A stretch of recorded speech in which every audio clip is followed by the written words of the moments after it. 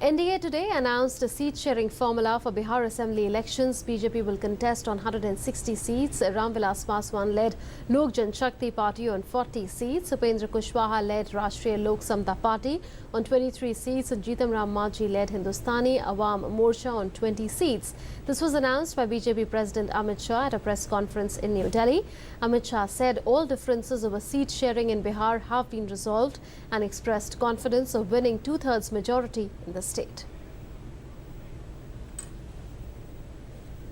243 seats जो है उसमें से भारतीय जनता पार्टी 160 सीट लड़ेगी, लोक जनशक्ति पार्टी 40 सीट लड़ेगी, राष्ट्रीय लोक समता पार्टी 23 सीट लड़ेगी, हिंदुस्तान अवाम मोर्चा 20 सीट लड़ेंगे और साथ में उनके कुछ कार्यकर्ता भारतीय जनता पार्टी के सिंबल पर भी लड़ेंगे। उसमें हमने निर्णय मांझी साहब पर छोड़ा है। मांझी साहब जो निर्णय करेंगे उसको हम स्वीकार करेंगे, उसमें हमें कोई दिक्कत नहीं होगी। The announcement that everyone was waiting for, putting to rest the speculation over NDA seat sharing.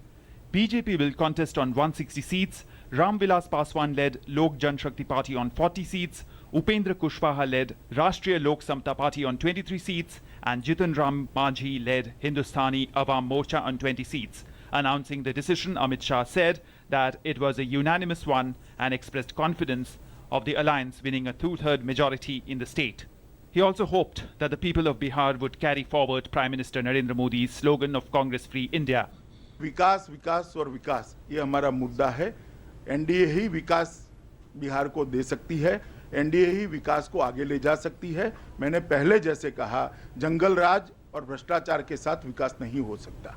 The BJP president said that development would be NDA's main agenda in the assembly polls and all NDA allies would fight the polls unitedly on this issue. Bihar से लेकर गुजरात तक पूरे देश में जो गैर कांग्रेसवाद का विचार पनपा, उसका जन्मस्थली बिहार है। आज समय आ गया है कि भारतीय जनता पार्टी के और एनडीए के प्रधानमंत्री मोदी जी ने जो कांग्रेस मुक्त भारत का नारा दिया था, वो कांग्रेस मुक्त भारत के नारे को बिहार और मजबूत करे और उसको एक कदम आगे ले जाए। Amit Shah also said that NDA legislators would choose the Bihar chief ministerial candidate after the polls. जो होगा वो एनडीए के विधायक तय करेंगे। 185 का एनडीए का मिशन बरकरार है और हमें विश्वास है कि हम 185 के लिए सफल होंगे। पूरे एनडीए के लिए प्रधानमंत्री प्रमुख प्रचारक रहेंगे और चारों पार्टियों के लिए प्रचार करेंगे। Reacting to NDA seat sharing pact, NDA allies expressed satisfaction and said that they would stand united in fighting for the agenda of development. एक ही उद्देश्य हम लोगों का है कि एनडीए की विजय हो, एनडीए टू-थर्ड मेजॉरिटी लावे, कम से कम 185 सीट लावे। इसके लिए जिताऊ जो उम्मीदवार होंगे उनका चयन करना हम लोग की प्राथमिकता है। और जहाँ तक हमारी बात है, हम लोग शुरू से ही कोई सीट की बात हमने नहीं की थी। हम अनकंडीशनल समर्थन दिया है नरेंद्र भाई मोदी जी को और अमित शाह जी को, और उस परिप्रेक्ष्य में वार्ताएं आगे पीछे चलती रही, अलग बात है, लेकिन यही हुआ कि जो आप तय कर दीजिएगा हम मान्य करेंगे। आज उन्होंने तय किया है, हम उसको मानना है। बिल्कुल सेटिस्फाइड हैं। लोक जनशक्ति पार्टी ने शुरू से कहा है कि हमारी लड़ाई सीट की नहीं है, इसलिए आपने देखा होगा लोक जनशक्ति पार्टी ने कहीं कोई जिच नहीं किया।